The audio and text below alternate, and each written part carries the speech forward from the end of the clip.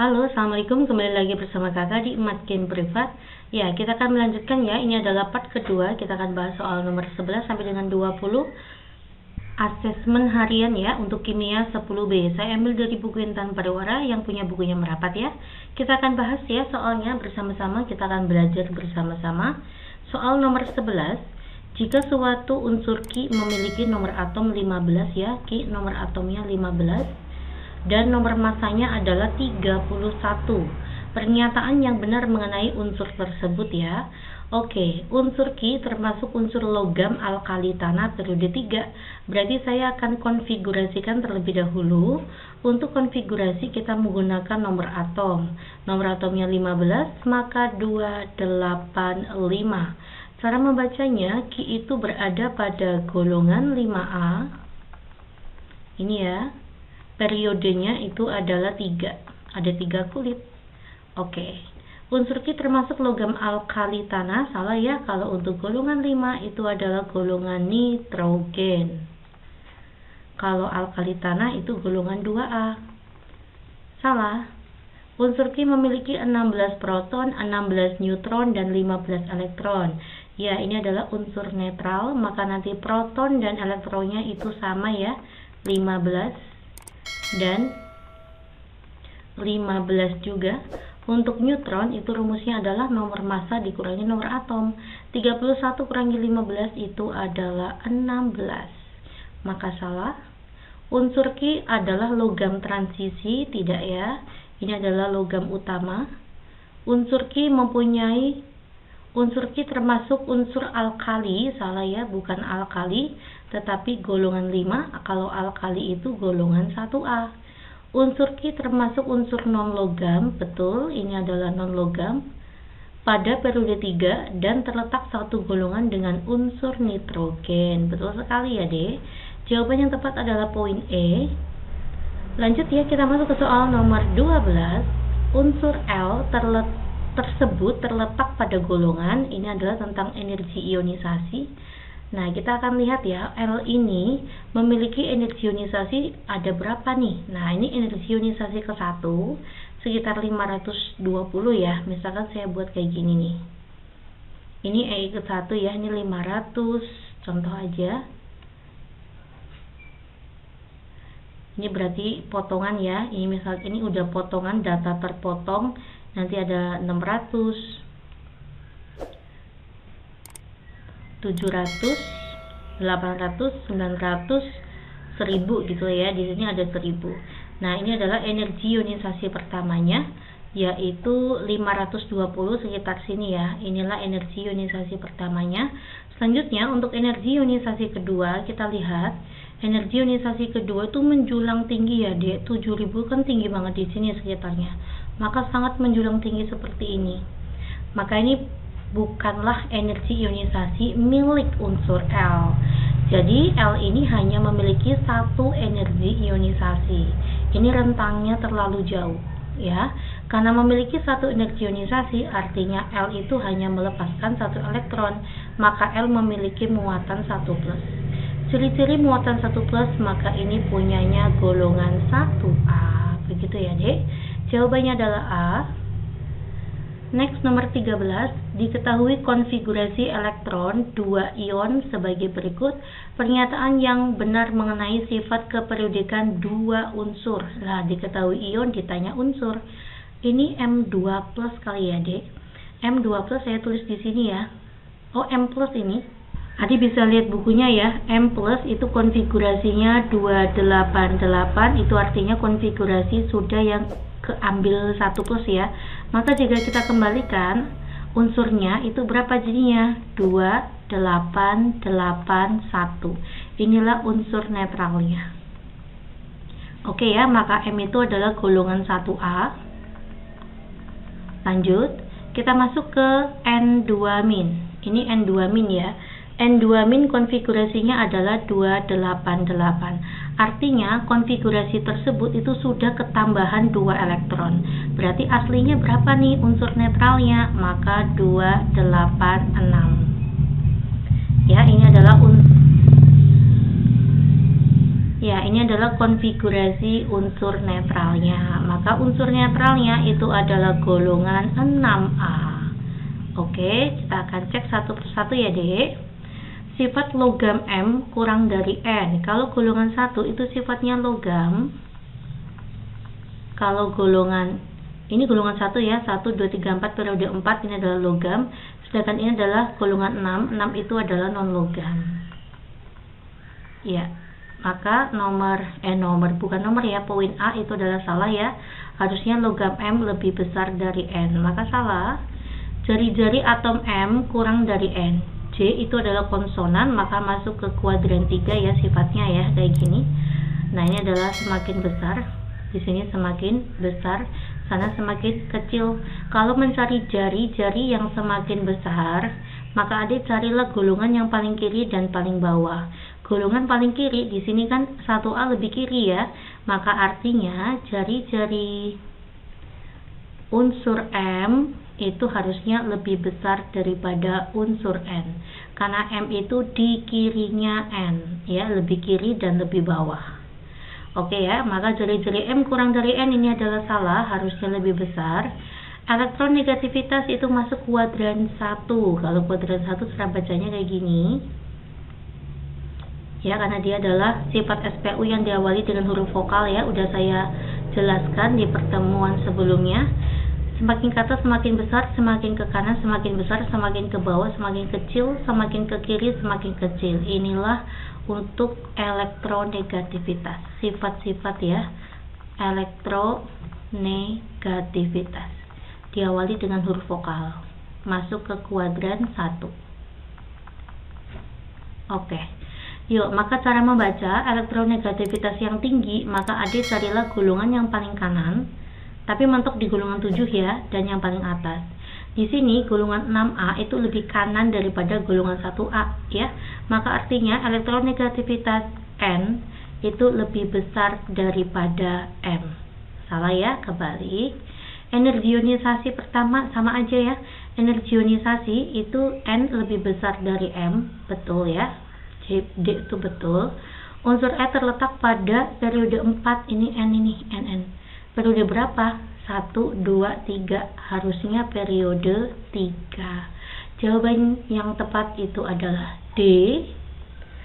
Lanjut ya, kita masuk ke soal nomor 14. Urutan unsur-unsur periode ketiga dari kiri ke kanan itu adalah Na, Mg, Al, Si, Ps, Cl, dan argon. Berdasarkan konfigurasi elektronnya dapat dinyatakan bahwa, nah ini untuk periode 3 ya, afinitas elektron unsur Na itu paling besar. Saya akan ingatkan kembali ya, Dek. Sifat SPU. Ini yang vertikal adalah golongan ya. Sedangkan yang horizontal adalah periode. Nah, ini adalah periode ya. Maka kita hanya fokus yang horizontal aja. Ya. Golongannya tidak, karena satu periode. Oke. Sifat SPU kuadran 1 itu adalah yang diawali dengan sifat SPU yang vokal ya, A, I, W, O, energi ionisasi, afinitas elektron, elektronegativitas. Oke ya, kalau untuk kuadran 3, sifat SPU yang diawali dengan huruf konsonan, ada jari-jari, ada sifat basa, ada sifat logam. Ya, yuk kuadran 1. Cara membaca, semakin ke kanan semakin besar, semakin ke kiri semakin kecil untuk sifat-sifat ini. Kalau kuadran 3, semakin ke kiri semakin besar, semakin ke kanan semakin kecil. Na, Mg, Al ya, saya buat kayak gini. Na, Mg, Al, Si, Ps, Cl, argon. Nah, ini satu periode. Ya, satu periode. Afinitas elektron maka masuk ke kuadran 1. Na adalah paling besar. Salah ya, semakin ke kiri afinitas elektron semakin kecil, maka Na harusnya paling kecil.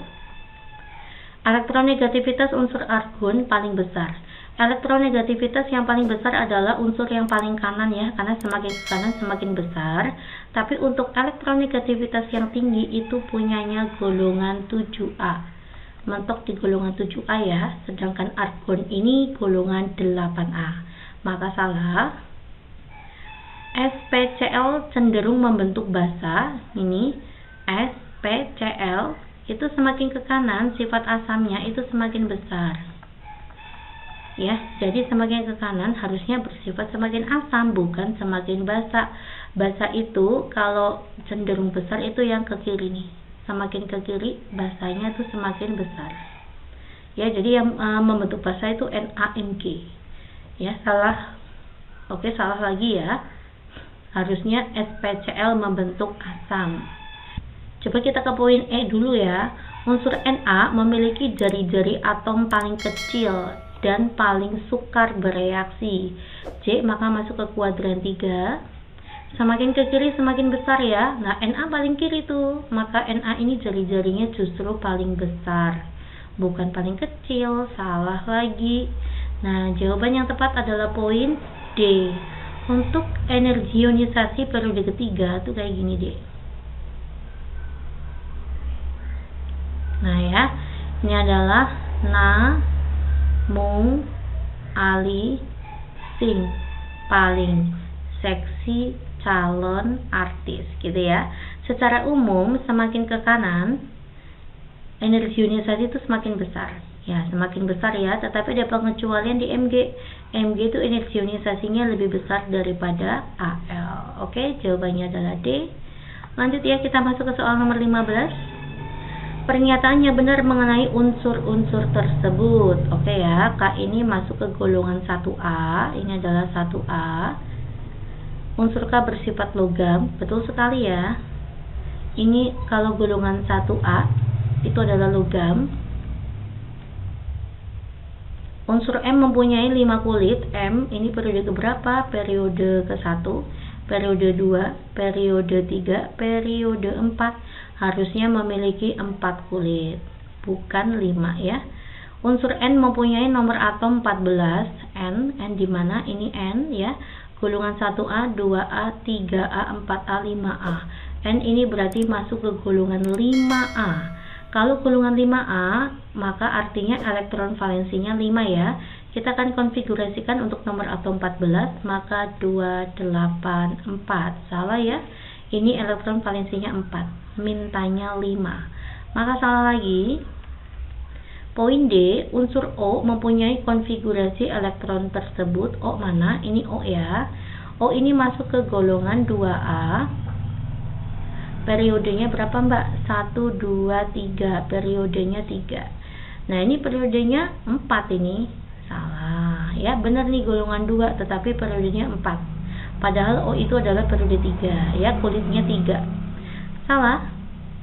Unsur L mempunyai elektronegativitas paling besar. L ini adalah golongan gas mulia.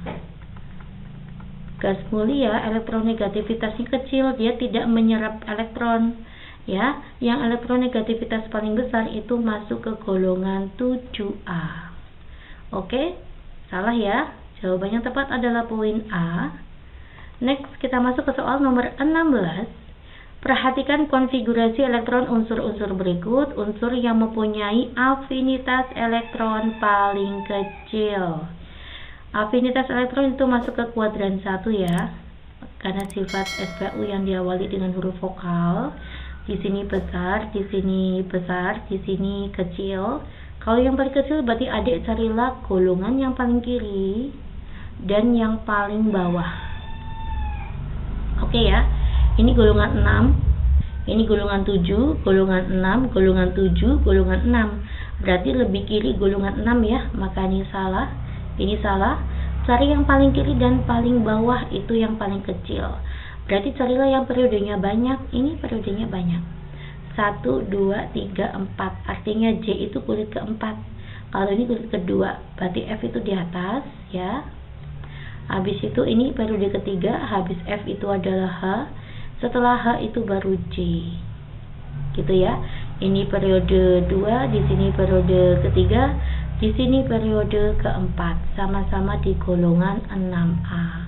Cari yang paling kiri dan paling bawah. Ya, ini yang paling bawah. Jawabannya adalah C. Next ya, kita masuk ke soal nomor 17.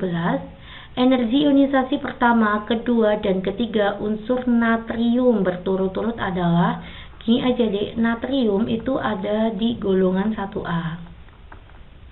Nah, jika adik nggak hafal EI-nya, energi ionisasinya natrium, adik carilah Na yang hanya memiliki EI1 ya, karena kalau golongan 1, maka nanti melepas 1+. Jadi dia hanya memiliki energi ionisasi sebanyak 1. Nah, kita akan coba cek ya. 496 menuju 4000 nih.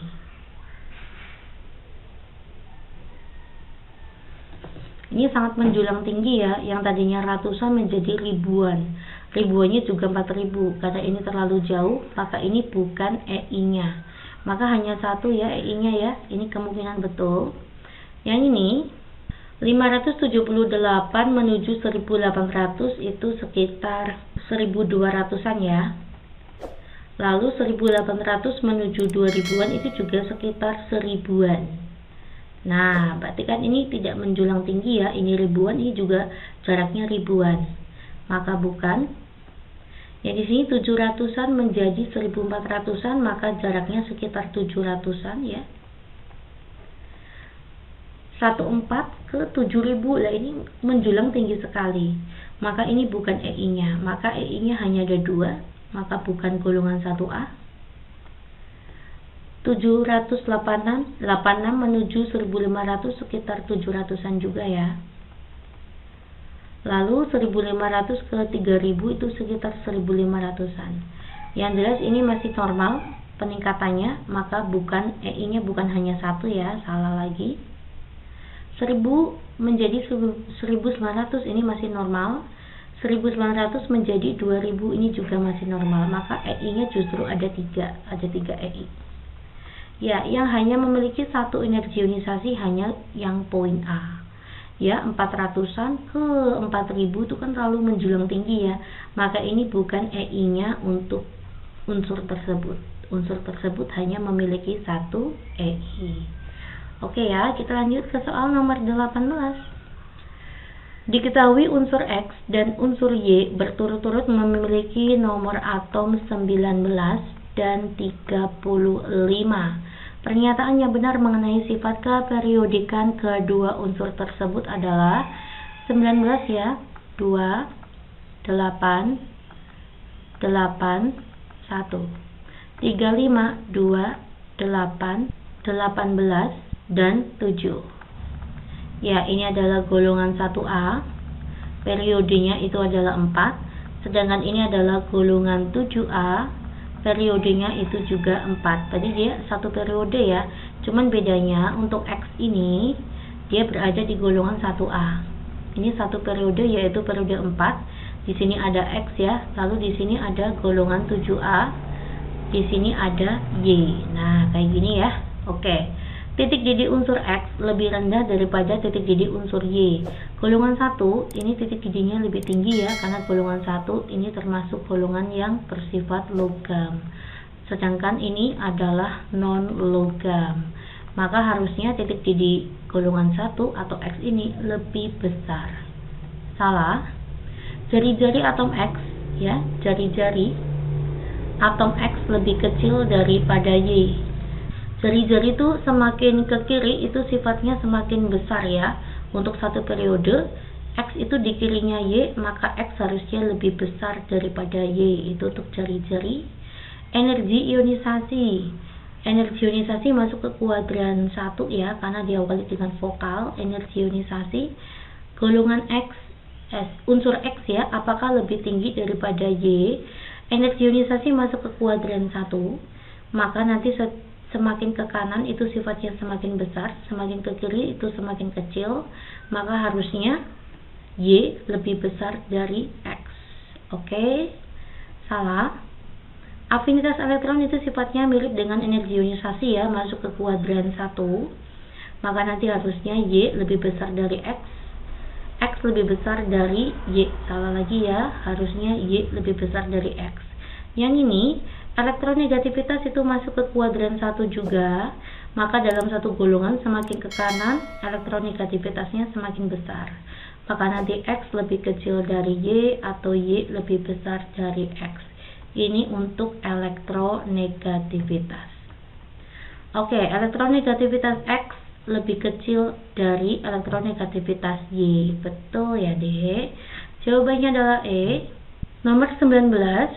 Perhatikan data energi ionisasi dua unsur berikut. Pernyataan yang benar mengenai data tersebut adalah, kita lihat ya di sini X. Energi ionisasi pertamanya itu sekitar 700-an. Energi ionisasi kedua 1400-an ya, maka naik 700-an. Ini masih bisa terjangkau ya. Selanjutnya dari 1400 langsung ke 7000 ini ya, Dek. Ini sangat tinggi ya. Kenaikannya sekitar 6000-an. Nah, maka ini kita simpulkan bukan energi ionisasinya unsur X. Karena X memiliki dua energi ionisasi, maka X itu melepas dua kali ya, maka X muatannya 2+. Oke, lanjut ya. Kita untuk ke unsur Y, di sini 577 ya, sekitar 500-an menjadi 1800. Ini sekitar 1200-an lah ya. Lalu 1800 menjadi 2000 juga sekitar ribuan ya. Nah, ini naiknya masih ribuan. Seribuan berapa gitu ya. Nah, ini 2000 menuju 11.000, ini sangat tinggi. Nah, ini terlalu tinggi ya, maka ini bukan energi ionisasinya unsur Y. Nah, karena memiliki 3 energi ionisasi, maka Y itu adalah 3+. Oke ya. Nah, maka X itu lebih stabil dalam bentuk X2+, sedangkan Y lebih stabil dalam bentuk Y3+.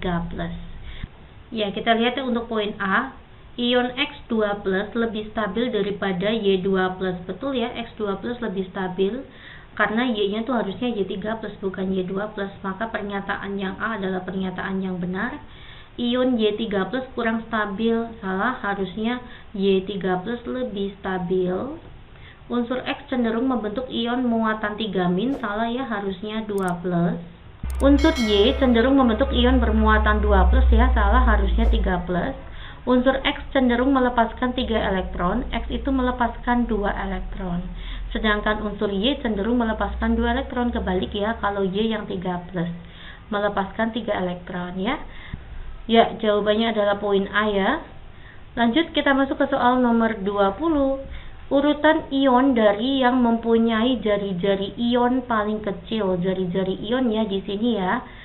Kita buat di sini ya. Golongan 1 itu ada H, Li, Na, K. Lalu golongan 2 itu ada bebek, mangan, cacing gitu ya. Kalau untuk golongan 3 itu ada Bu, Ali, Gawe. Jadi K, Ca, dan Ga itu pertamanya unsur-unsur yang berada pada periode yang sama. Periode berapa nih? 1, 2, 3, 4. Periode 4 ya. K itu tadinya kan kulitnya ada 4 ya. Untuk K itu nomor atomnya 19 ya, Dek ya. Itu adalah 2881. Untuk Ca itu nomor atomnya 20, 2882. Intinya ini semuanya periodenya sama ya, yaitu kulitnya ada 4 ya, baik K, Ca maupun Ga, cuman elektron valensinya aja yang berbeda. Ini elektron valensinya 1, ini elektron valensinya 2. Urutkan jari-jari ion dari yang paling kecil ya. Ini berarti kalau membentuk ion ini kan hilang 1. Ini berarti kan Ca2 terus, maka elektron terluarnya hilang 2. Nanti ini elektron terluarnya hilang 3. Kita masukkan aja ke sifat SPU ya. Berarti dalam satu periode, maka jari-jari itu kan kuadran 3. Semakin ke kiri itu semakin besar, semakin ke kanan semakin kecil. Jadi jari-jari ion yang paling kecil itu adalah Ga. Ga lebih kecil dari Ca, Ca lebih kecil dari K. Oke. Jadi yang paling kecil dari siapa? Ga ya, Dek. Ini Ga. Lalu Ca, lalu K+. Oke, kita sudah bahas ya sampai 20 soal. Semoga bermanfaat dan kalian semuanya paham ya, Dek ya. Assalamualaikum.